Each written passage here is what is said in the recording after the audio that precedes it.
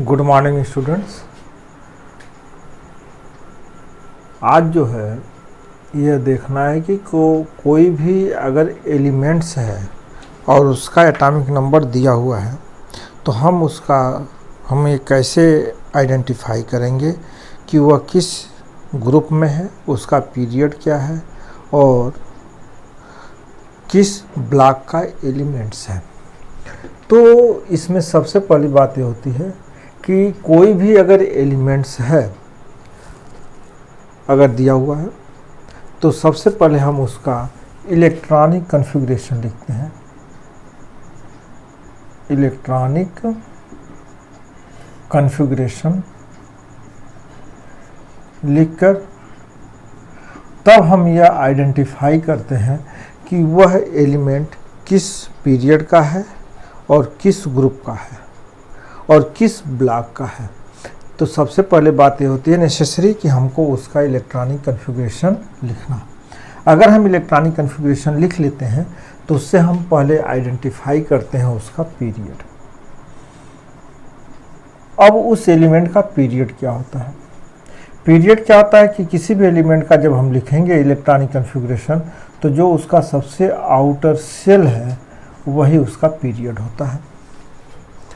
अगर हमें group identify करना है तो ग्रुप आइडेंटिफाई करने के लिए मॉडर्न कॉन्सेप्ट में यह जानना नेसेसरी है कि यह किस ग्रुप का एलिमेंट है। तो इसके लिए मॉडर्न कॉन्सेप्ट में हमें यह बात होना चाहिए कि जब हम किसी भी एलिमेंट्स का इलेक्ट्रॉनिक कॉन्फ़िगरेशन लिखते हैं तो जो एनर्जी सेल के एनर्जी के अकॉर्डिंग इंक्रीजिंग ऑर्डर में एनर्जी के अकॉर्डिंग इंक्रीजिंग ऑर्डर में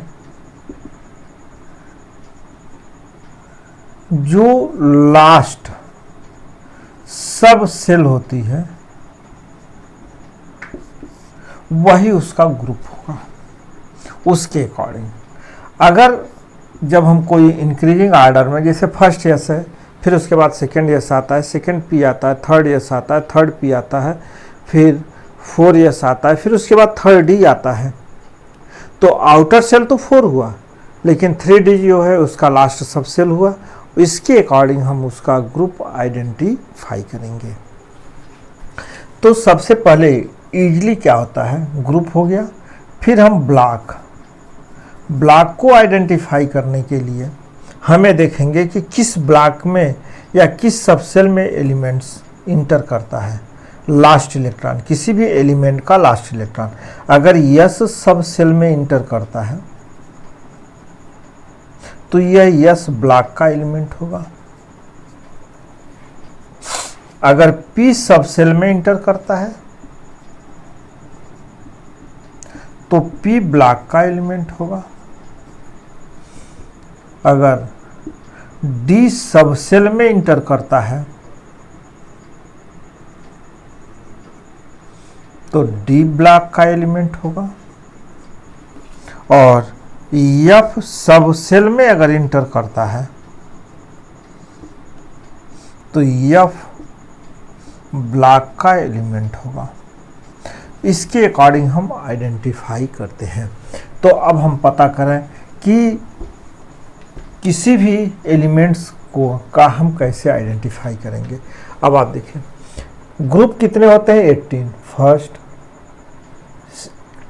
second, third, fourth, fifth, 6, 7, 8, 9, 10, 11, 12, 13, 14, 15, 16, 17, 18।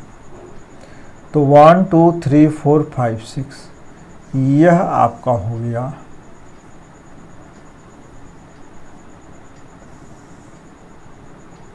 P block.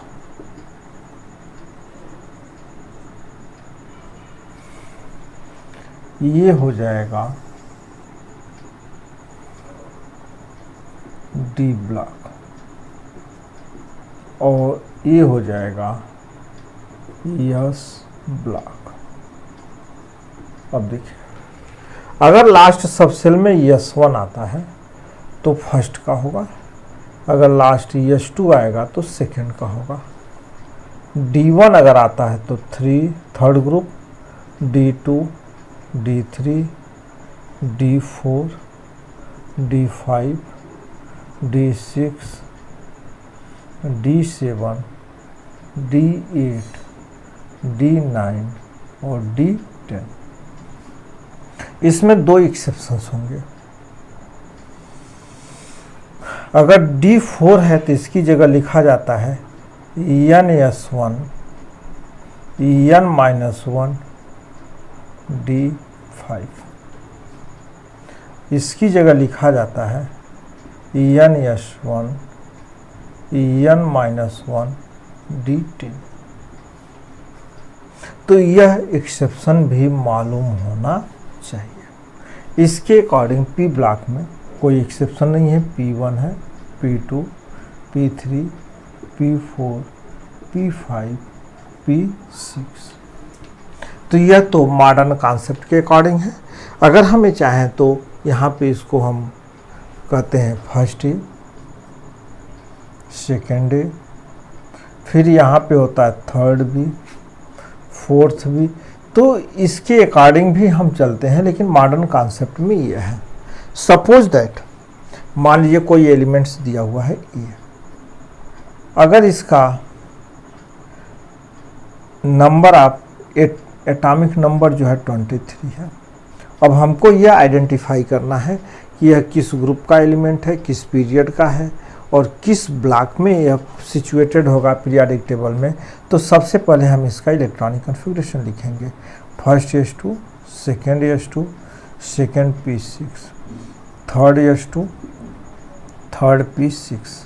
अब जोड़ते भी चलें, 2 2 4 6 10 2 12 6 18, फिर हो जाएगा 4S2 20, फिर 3D3।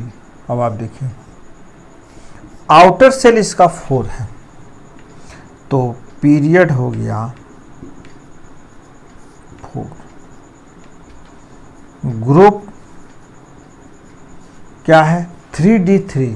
अब 3D3 D3 किस ग्रुप का है 5। और डी सब सेल में इलेक्ट्रॉन इंटर करते हैं तो ब्लॉक इसका हो जाएगा डी।